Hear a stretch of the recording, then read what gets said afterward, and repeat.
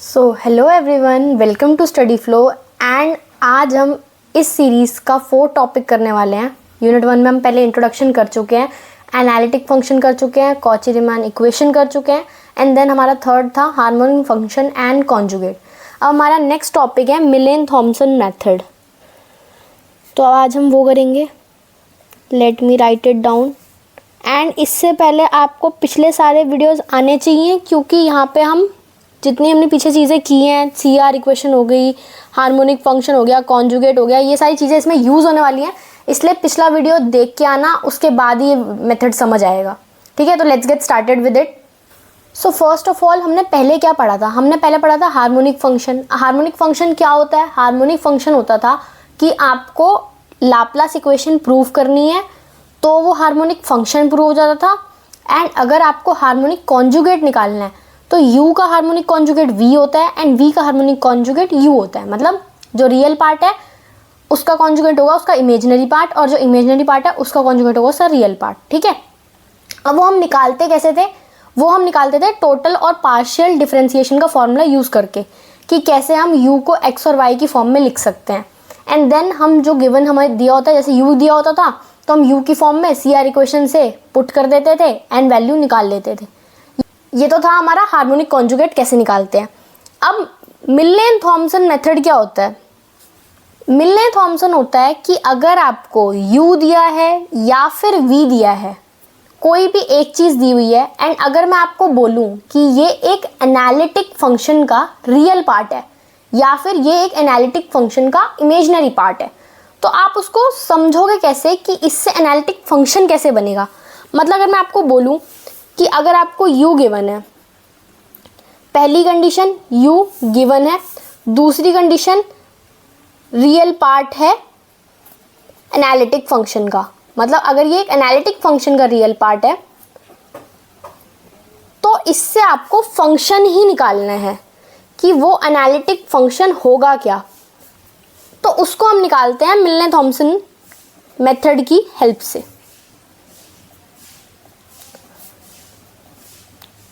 Method है u से हमें fz पे जाना है या v से हमें fz पे जाना है।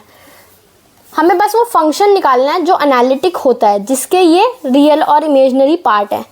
ये और ये दोनों में से कुछ भी गिवन हो सकता है, उससे हमें फंक्शन तक जाना है। ठीक है, बेसिकली इसको हम बोलते हैं कंस्ट्रक्शन ऑफ एनालिटिक फंक्शन, कि कंस्ट्रक्ट कैसे हो रहा है u से या v से, जिससे भी जा रहा है हमें प्रॉपर वो फंक्शन निकालना है। अब इसके 2 फॉर्मूले होते हैं जो आपको पता होने चाहिए। अब इसके कुछ स्टेप्स होते हैं जो मैं आपको दोनों फॉर्म में लिखवाऊंगी, u के लिए भी और v के लिए भी, कि अगर u गिवन है तो हमें कौन सा फॉर्म यूज़ करना है, एंड अगर v गिवन है तो क्या फॉर्म यूज़ करना है। तो पहले हम u के लिए देखते हैं। इफ़ u इज़ गिवन, मतलब अगर क्वेश्चन में आपको u के फॉर्म में कोई चीज़ दी है तो आप कैसे सॉल्व करोगे। तो अगर u दिया हुआ है तो पहला आपका होता है फाइंड, मतलब पार्शियल डिफरेंशिएशन, टोटल डिफरेंशिएशन तो यहाँ आना ही आना है। पहले आपको u को x के रिस्पेक्ट में फाइंड करना है एंड उसको इक्वल रखना है फाई 1 z और 0। मतलब वहाँ पे x को आप ये रख दोगे एंड y को आप ये रख दोगे। ठीक है, पुट करनी है वैल्यू इसके इक्वल। देन सेकंड, अब आपने x के रिस्पेक्ट में निकाल लिया, अब इसको y के रिस्पेक्ट में निकालो, क्योंकि मैं आपको बार बार ये चीज़ बोल रही हूँ कि u एंड v जो हैं वो x और y के फॉर्म में ही होते हैं, क्योंकि हमने फर्स्ट वीडियो में पढ़ा था कि z प्लेन भी एग्जिस्ट करता है और w प्लेन भी एग्जिस्ट करता है। जो हम फंक्शंस कर रहे हैं वो सारे w प्लेन में होते हैं, u और v के फॉर्म में, एंड उनको हम z की फॉर्म में लिखते हैं जहाँ पे हम x और y का यूज़ करते हैं। ये मैंने आपको फर्स्ट वीडियो इंट्रोडक्शन में बताया भी था। एंड इसको हम फाई 2 लिख देंगे, इसमें भी हम x को z एंड y को 0 लिखेंगे। ठीक है, ये हमारा x के रिस्पेक्ट में आ गया, ये हमारा y के रिस्पेक्ट में आ गया। अब इसका फॉर्मूला क्या होता है? अब इसका फॉर्मूला होता है, अगर हमें फंक्शन निकालना है जो हमारा एनालिटिक फंक्शन होगा, तो यहाँ पे आता है इंटीग्रेशन फाई 1, यहाँ पे मतलब पूरा लिख दो, x और y की वैल्यू में क्या लेनी है, माइनस यहाँ पे आता है i, अयोटा वाला i, जिससे क्या कहते हैं हम इमेजिनरी पार्ट डिटेक्ट करते हैं ना, वो वाला i, और यहाँ पे आता है फाई 2, इसको भी पूरा लिख दो। एंड इस पूरे को, मतलब ये जितनी इंटीग्रेशन हो रही है इस पूरे को लेके dz, क्योंकि इंटीग्रेशन होगी किसके रिस्पेक्ट में, dz के रिस्पेक्ट में, एंड प्लस c आ जाता है कांस्टेंट। तो ये हो जाता है हमारा फॉर्मूला। इसको मैं हाईलाइट कर देती हूँ। बट ये फॉर्मूला होता है आपका जब आपका u दिया होता है, वही सेम चीज़ अगर क्वेश्चन में u की जगह v दे देता हूँ तो v, if v is given, तो यहाँ पे भी फर्स्ट स्टेप होगा फाइंड v, भी तो u और y के रिस्पेक्ट में होगा ना। अब यहाँ पे एक कैच होता है कि u के केस में x पहले आता था, v के केस में y पहले आएगा। तो यहाँ पे होता है, यहाँ जो हमारा u है वो y के रिस्पेक्ट में पहले आएगा एंड उसे हम पुट करेंगे 5 1, यहाँ पे भी होगा हमारा z इक्वल टू 0, यहाँ पे भी x हमारा z होगा, y हमारा 0 होगा, ठीक है। यहाँ पे देन सेकेंड स्टेप क्या होगा, देन हम फाइंड करेंगे v को x के रिस्पेक्ट में एंड उसको हम पुट करेंगे 5 2 z इक्वल टू 0। यहाँ पे v आएगा, u नहीं आएगा।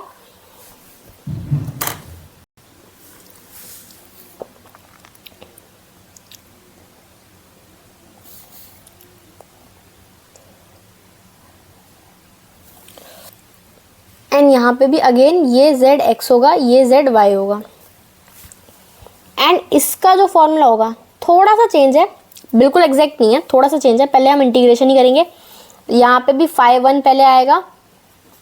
बस ये ध्यान रखना, इसका 5 1 जो है वो v का y के रिस्पेक्ट में है और इसका 5 1 जो है वो u का x के रिस्पेक्ट में है। जैसे हम लिखते क्या हैं, हम u v और x y लिखते हैं ना, तो u पहले x से होगा एंड v पहले y से, उसको हमने उसका 5 1 लिखा है एंड देन यहाँ पे माइनस आता था, यहाँ पे आएगा प्लस। जब u दिया होगा तो माइनस आता है, यहाँ पे v दिया होगा तो प्लस आता है, आयोटा आ जाएगा, देन 5 2 z स्क्वायर z और 0 एंड इस पूरे को हम किसके रिस्पेक्ट में कर रहे हैं, dz के, तो dz प्लस कांस्टेंट। तो ये हो जाएगा हमारा v के रिस्पेक्ट में फॉर्मूला।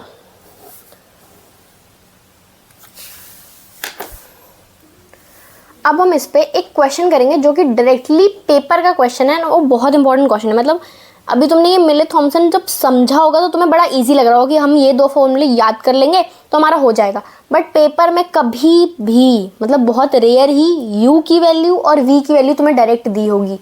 हमेशा कोई ना कोई वो लोग वैल्यू घुमा देते हैं एंड तुम्हें वैल्यू पहले निकालनी पड़ती है कि हमें क्या रियल पार्ट या क्या इमेजनरी पार्ट लेके क्वेश्चन को सॉल्व करना है। तो पहले जो मैं क्वेश्चन करा रही हूँ वो बेसिक क्वेश्चन नहीं है, वो बहुत ही इंपॉर्टेंट क्वेश्चन है और वो पेपर से उठ के सीधा आया हुआ क्वेश्चन है, ठीक है। तो पहले मैं क्वेश्चन लिख लेती हूँ। क्वेश्चन है हमारा कि अगर हमारे u माइनस v की जो वैल्यू है वो है x माइनस वाई एंड दूसरा ब्रैकेट लगा के x square plus 4xy plus Y square, ये पूरी u माइनस v की वैल्यू है। Find analytic function F Z जो u प्लस आई वी है।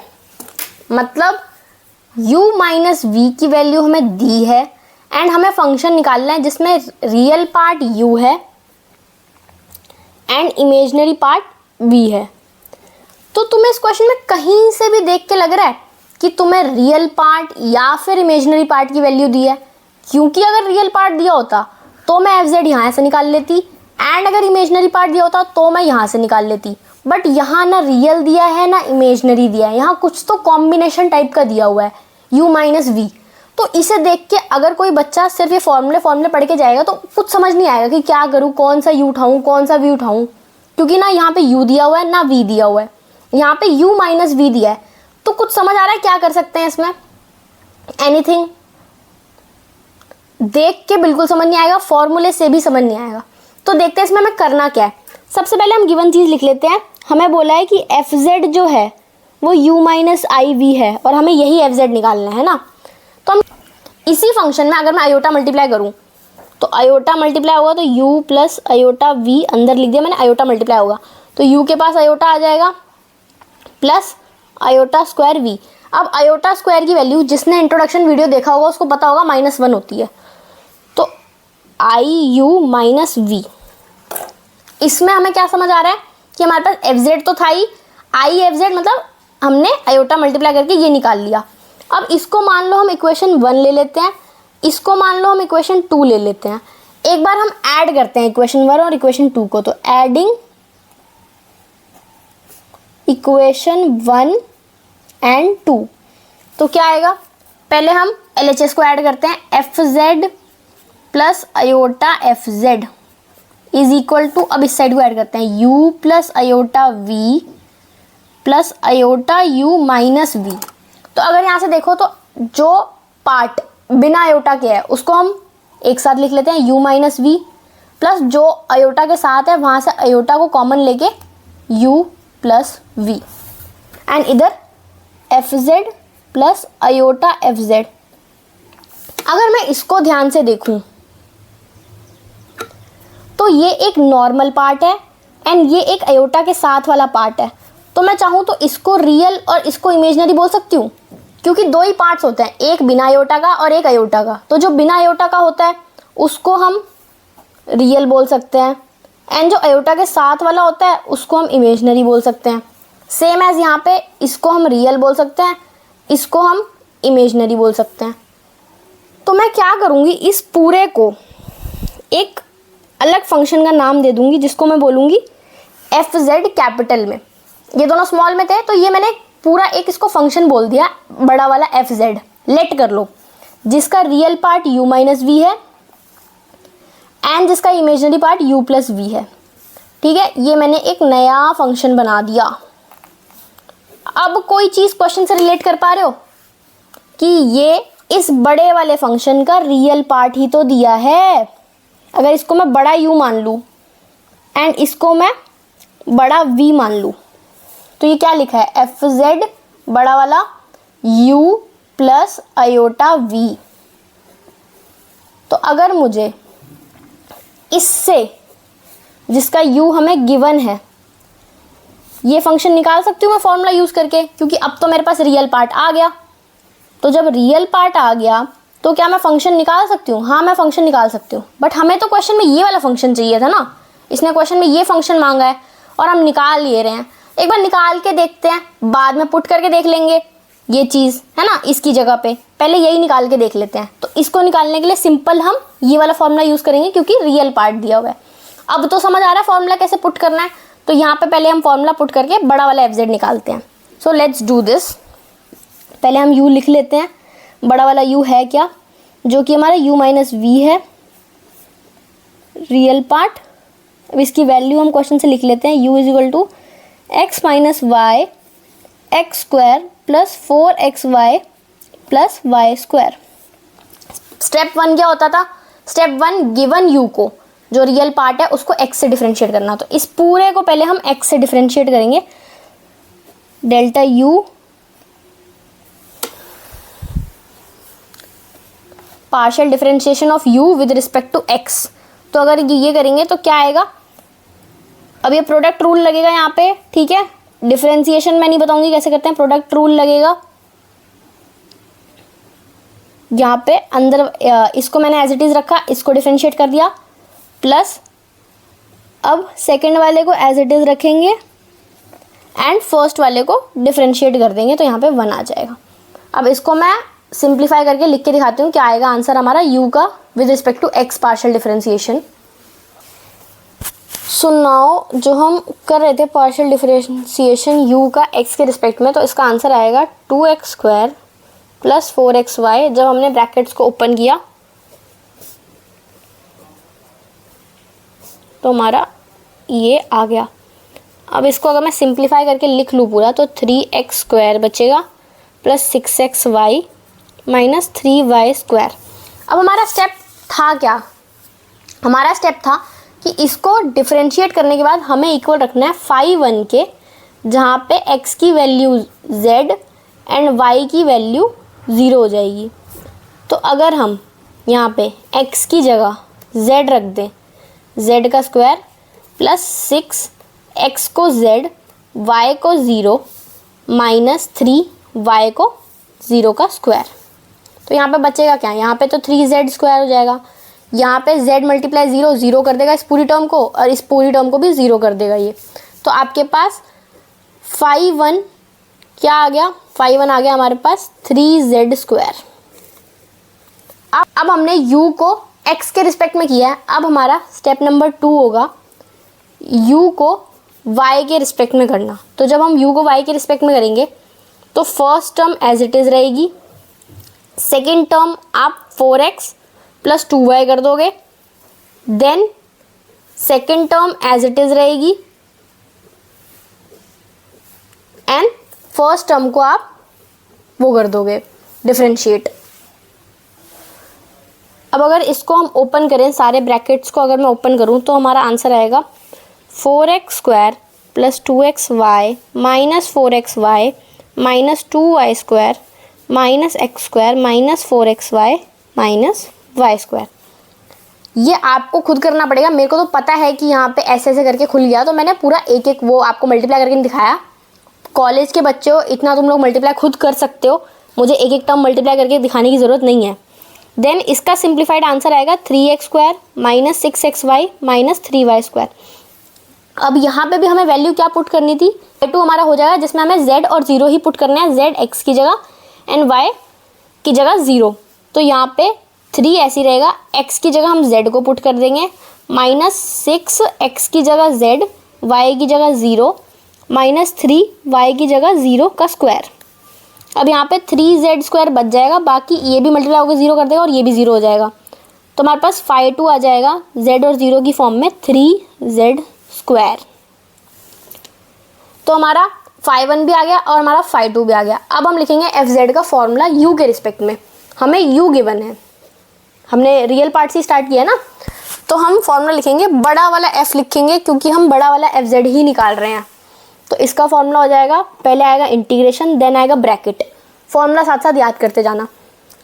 phi1 as it is, then आता है u के, जब u वाला केस होता है तब आता है बीच में माइनस, देन आता है एक अयोटा, देन आता है phi2 z और 0 की फॉर्म में, देन यहाँ पूरा ब्रैकेट क्लोज हो जाता है, dz में आपको इसको सॉल्व करना होता है प्लस कांस्टेंट।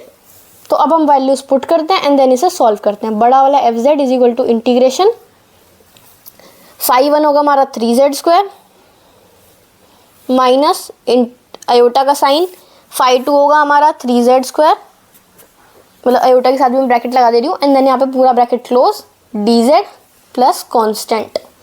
इसको हमें पूरे को इंटीग्रेट करना है। तो अगर मैं 3z² को इंटीग्रेट करूँ, माइनस अयोटा मैंने कॉमन ले लिया एंड 3z² को यहाँ भी dz लगेगा और यहाँ भी dz लगेगा एंड प्लस में कांस्टेंट तो आएगा ही। तो अगर मैं z के रिस्पेक्ट में इसको करती हूँ तो 3 एज इट इज़, z² का इंटीग्रेशन होता है z³/3, यहाँ पे लगेगा माइनस, यहाँ पे लगेगा iota, 3 as it is, again z² का इंटीग्रेशन होता है z³/3, यहाँ पे प्लस c। तो 3 और 3 हमारा कैंसिल हो जाएगा, z³ बचेगा माइनस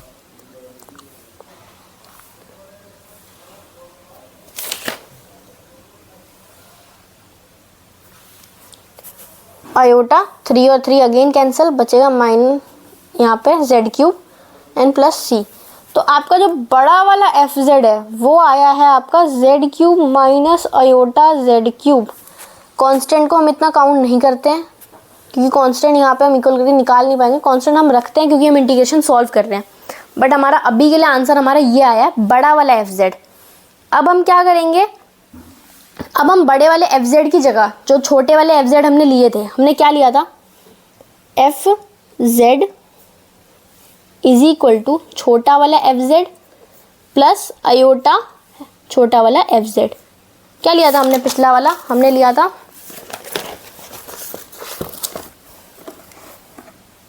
यहाँ पे, हमने पिछले में क्या लिया था, हमने लिया था यहाँ पे छोटे वाले fz को प्लस अयोटा fz को बड़े वाले fz के इक्वल, ठीक है।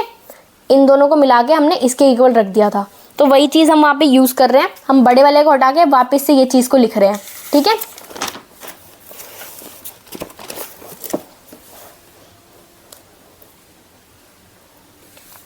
तो मैंने ये चीज़ लिख दी यहाँ पे। देन अब मैं क्या करूँगी, अब मेरा आंसर ये आया है, इक्वेशन मेरी इसको मान लेते हैं हम थर्ड इक्वेशन से पहले हम fz को दोबारा लिखेंगे। तो वहाँ पे बड़ा वाला जो fz है उसमें से हम z³ को कॉमन ले लेंगे। तो अगर मैं z³ को कॉमन लूँ तो z³ बाहर आ जाएगा, बचेगा यहाँ पे 1 और यहाँ पे बचेगा अयोटा, क्योंकि z³ तो कॉमन चला गया। तो ये हमारी इक्वेशन 3 हो गई। अब हम इसको इक्वेशन 4 मान लेते हैं यहाँ पे। तो एक बार मैं इक्वेशन 4 को भी चेंज करूँगी, तो F Z is equal to, अब यहाँ से भी हम एफ जेड को कॉमन ले सकते हैं अगर हम देखें तो यहाँ से मैं छोटे वाले एफ जेड को कॉमन ले लूँगी एंड अंदर क्या बचेगा 1 प्लस आयोटा, क्योंकि यहाँ पे प्लस था एंड एफ जेड कॉमन हो गया। अब जो ये दो आई ना, दोनों ही बड़े वाले एफ जेड के इक्वल है, इसको हम 5 मान लो एंड इसको 6 मान लो। अब हम इन दोनों को करेंगे इक्वेट, क्योंकि दोनों एफ जेड की ही वैल्यू है, बड़े वाले एफ जेड की दोनों वैल्यूज है, तो हम दोनों को इक्वेट करेंगे। तो इक्वेटिंग 5 एंड 6 इक्वेशन को हम इक्वेट करेंगे। तो हम इक्वल लिख लेते हैं अब इसे।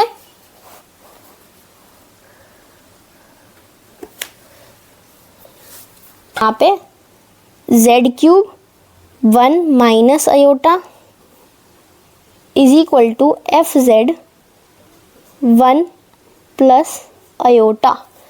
इन दोनों को इक्वेट कर रहे हैं अब हम। तो इक्वेट करने के लिए हमें निकालना, इसमें से जो वैल्यू है ना उसको लेफ्ट साइड पे ले लो, बाकी सारी वैल्यूज को एक साइड। जो वैल्यू फाइंड करनी है, अब वैल्यू फाइंड कौन सी करनी थी, ये करनी थी फाइंड हमें एफ जेड छोटा वाला। तो हम एफ जेड को एक साइड ही रहने देंगे एंड बाकी सारी चीज़ों को दूसरी साइड ले लेंगे। मान लो ये वाली जो चीज़ है एफ जेड के अलावा यही चीज़ है, तो इसको इस तरफ ले लो इसके साथ। तो जेड क्यूब आ जाएगा, 1 माइनस आयोटा पहले से था एंड नीचे इसके 1 प्लस आयोटा भी आ जाएगा, जो हमारा एफ जेड की साइड से आ गया। अब इसको करना है इक्वेट। यहाँ पे मतलब हमने यहाँ पे z के साथ c कंटिन्यू किया नहीं है, बट अगर आप चाहो तो यहाँ पे आप c कंटिन्यू कर सकते हो। मतलब प्लस c अगर आपको लिखना हो, अगर मैं यहाँ पे भी प्लस c लिख दूँ, प्लस c और यहाँ पे भी प्लस c, अगर आपको करना हो तो आप कर सकते हो, बिना प्लस c के भी चलेगा। तो यहाँ पे हम प्लस c भी ले लेते हैं एंड c के नीचे भी 1 प्लस आयोटा आ जाएगा, क्योंकि c तो इसी साइड है ना। तो जब ये जाएगा तो ये इस पूरे पे भी जाएगा एंड c के नीचे भी जाएगा। तो इसके नीचे चला गया और ये इसके नीचे भी चला गया। अब हम क्या करेंगे, अब हम करेंगे रैशनलाइज। रैशनलाइज आना चाहिए सबको कैसे होता है, ठीक है। तो रैशनलाइज होता है जो टर्म नीचे दी होती है उसका साइन चेंज करके हम ऊपर नीचे मल्टीप्लाई करते हैं। जैसे एफ जेड मैं करके दिखा दूँ तो समझ आ जाएगा।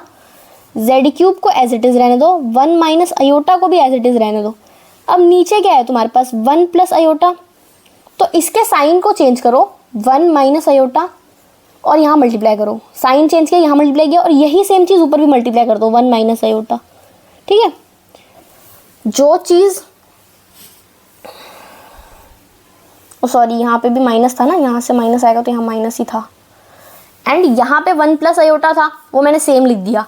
फिर मैंने प्लस को माइनस में चेंज किया तो मैंने सेम लिख दिया। सेम ही है, बस माइनस का फ़र्क है, प्लस से माइनस। एंड जो चीज़ नीचे मल्टीप्लाई हुई वही ऊपर भी मल्टीप्लाई कर दी।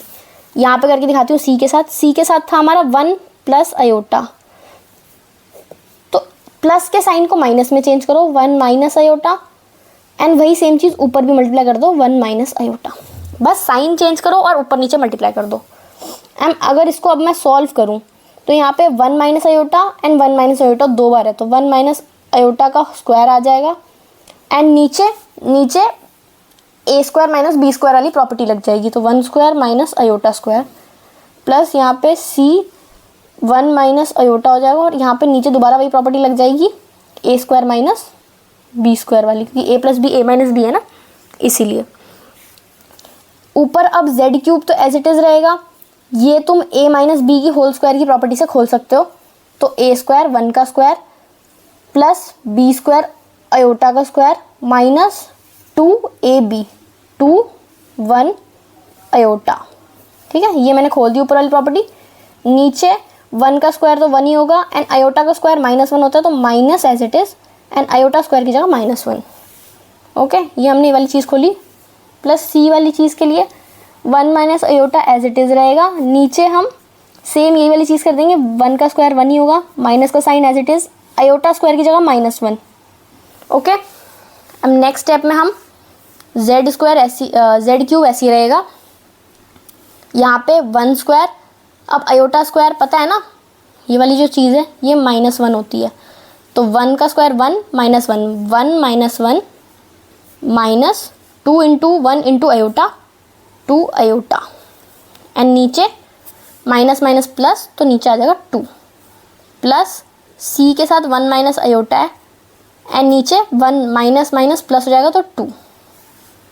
अब यहाँ पे 1 और 1 कटेगा, -2i बचेगा जो कि नीचे वाले 2 से कटेगा तो माइनस आयोटा बच जाएगा बस। तो z³ minus iota plus c1 minus iota upon 2।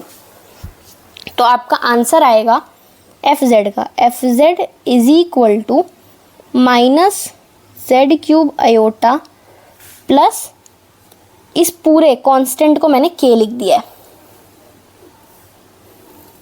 ठीक है, इस पूरे कांस्टेंट को मैंने, क्योंकि कांस्टेंट वैल्यू ही है, कांस्टेंट के साथ ही जो कुछ हो रखा है, तो इसको मैंने k लिख दिया है।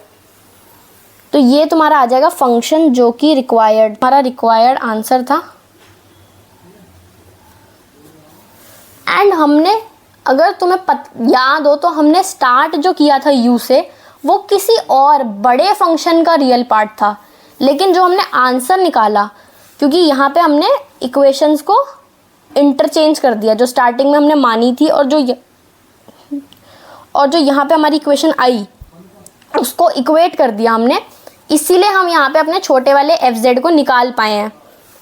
वरना जिससे तुमने शुरू किया था आंसर यहीं पे आके रुक जाता, बड़े वाले fz पे ही, पर वहाँ पे तुमने रिलेशन स्टार्टिंग में यूज़ कर रखा था छोटे वाले f और बड़े वाले f का, इसीलिए यहाँ पे हम जो एक्चुअल आंसर था वो निकाल पाए। ठीक है, मिलने थॉमसन में हमेशा ट्राई किया करो कि किसी का रियल पार्ट या किसी का इमेजिनरी पार्ट बना पाओ, तभी मिलने थॉमसन अप्लाई होगा, वरना मिलने थॉमसन अप्लाई ही नहीं कर सकते हो तुम। उसको अप्लाई करने की कंडीशन ही यही है कि या तो रियल पार्ट या तो इमेजिनरी पार्ट। ठीक है, that's all for this video. Thank you अभी तक वीडियो को देखने के लिए। एंड हम आगे जो आपने कमेंट्स में डाला हुआ है सिंगुलैरिटी एंड और टॉपिक्स, वो भी सारे आने वाले हैं विद टाइम। अभी ये मिलने थॉमसन वाला टॉपिक अच्छे से पढ़ना, एंड अगर पिछले 3 वीडियोस नहीं देखे हैं तो ये वाला वीडियो समझ आ जाएगा, बट स्टिल मैं बोलूँगी कि पहले वो 3 वीडियोस देखो, तभी ये देखना, तभी तुम्हें सिस्टमैटिक समझ आएगा।